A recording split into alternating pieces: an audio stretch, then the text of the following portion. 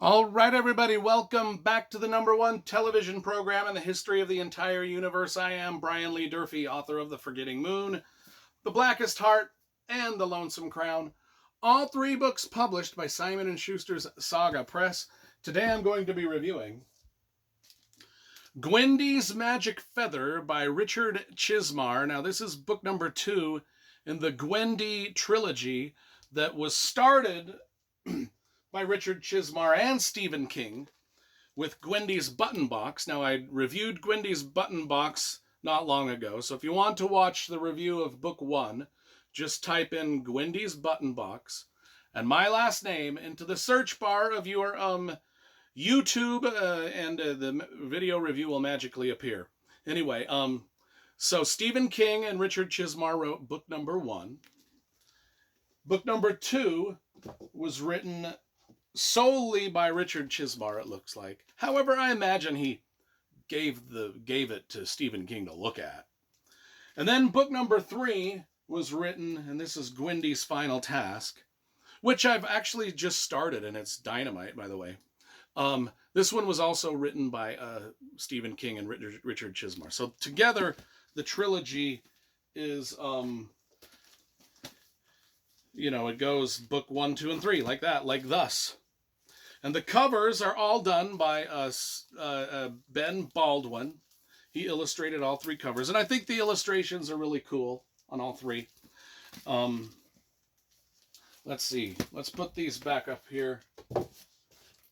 Talk about the book at hand.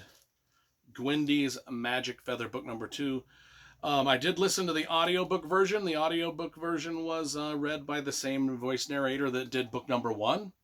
And I think the name was Maggie Siff.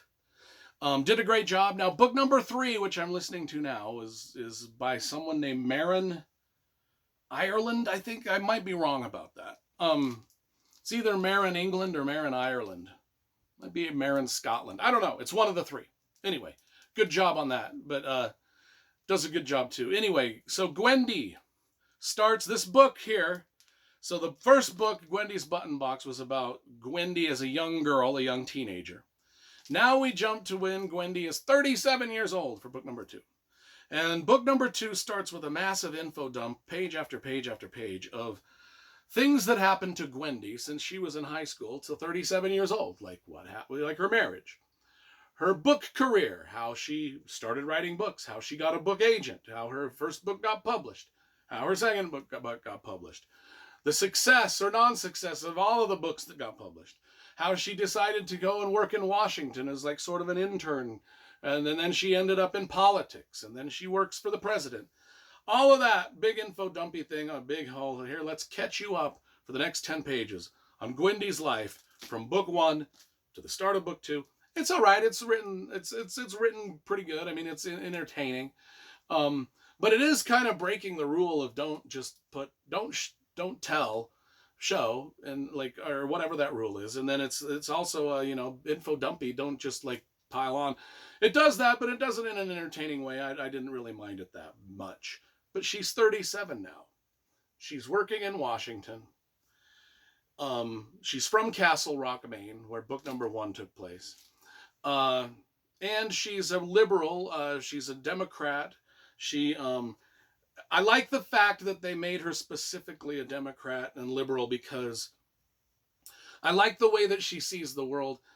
In that, well, I don't agree with everything that she says and does. Don't get me wrong.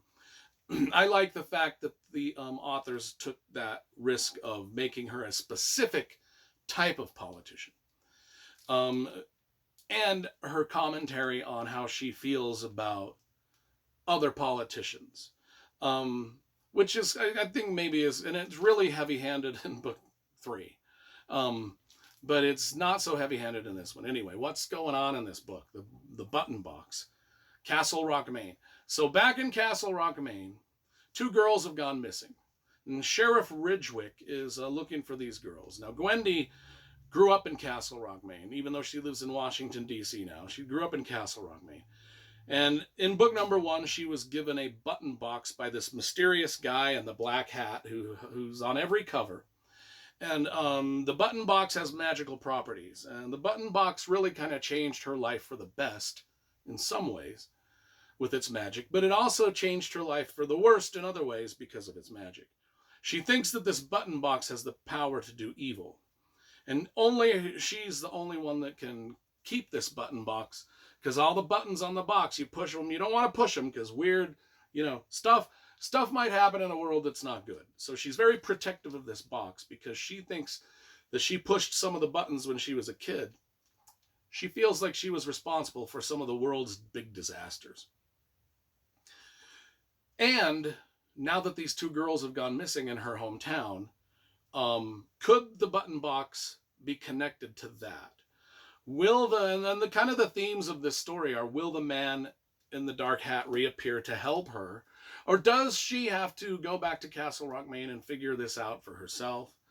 The book is about a couple different things. I think the book was an avenue for Stephen King or Richard Chizmar, both of them. Well, I think both of them, considering how the third book starts out. I think it's an avenue for them to have this Gwendy character talk a lot about her own politics and how Trump is bad and how Republicans are stupid and how people that don't wear masks are out to kill everybody. I mean, it's just, it's kind of got all of that stuff going for it, which I don't mind. I like reading that stuff. I like seeing the opinions of other people.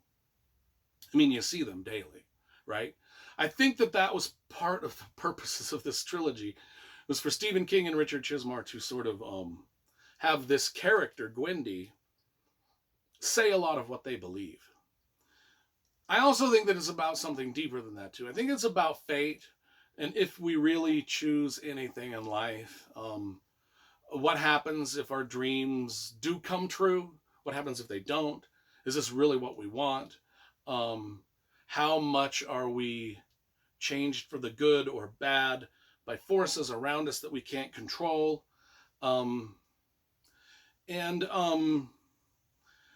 There's a very, I feel, defeatist tone to this book. Like, the world is going to hell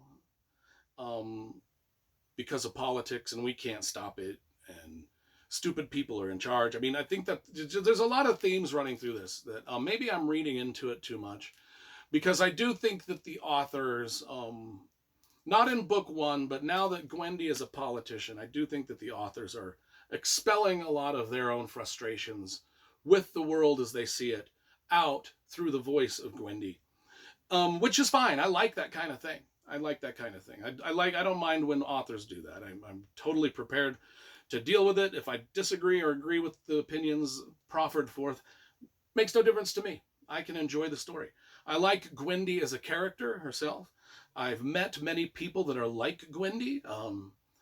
I do, however, think that book number one was stronger because it was about a much younger, more innocent person.